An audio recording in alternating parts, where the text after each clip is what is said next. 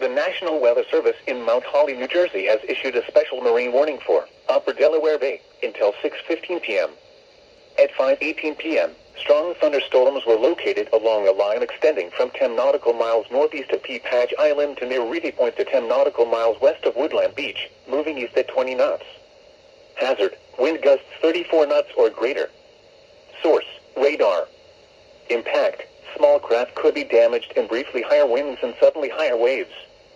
Locations impacted include Fortesk Beach, Sea Breeze, Pea Patch Island, Woodland Beach, Stony Point, Ship John Shoalight, and Reedy Point.